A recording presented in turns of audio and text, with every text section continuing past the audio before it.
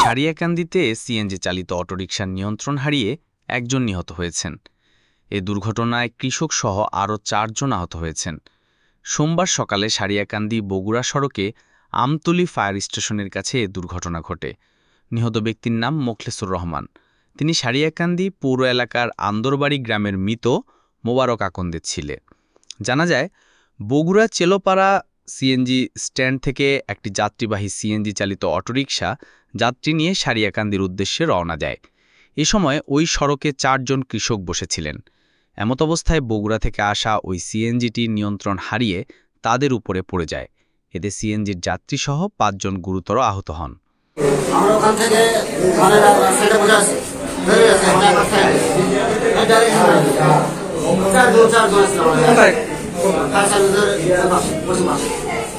আহতরা হলেন আন্দরবাড়ি গ্রামের মৃত মোবারক আলীর ছেলে মোখলেসুর রহমান, দেলুয়াবাড়ি গ্রামের মৃত কদু প্রামাণিকের ছেলে হেলাল প্রামাণিক, মৃত মোখলেসের ছেলে মতলব হোসেন, মোখলেসের ছেলে জালাল উদ্দিন, কতু প্রামাণিকের ছেলে অফিস প্রামাণিক। দুর্ঘটনার খবর পেয়ে ফায়ার সার্ভিসের কর্মীরা আহতদের উদ্ধার করে সারিয়াকান্দি হাসপাতালে ভর্তি করে। এদের মধ্যে মোখলেসুর রহমানকে গুরুতর আহত অবস্থায় বগুড়া সজিমেক হাসপাতালে ভর্তি করা হয়। সেখানে তার অবস্থার অবনতি হলে বিকাল ৪টায় তিনি মারা যান। এ ব্যাপারে সারিয়াকান্দি উপজেলা fire service station master Sujon জানান,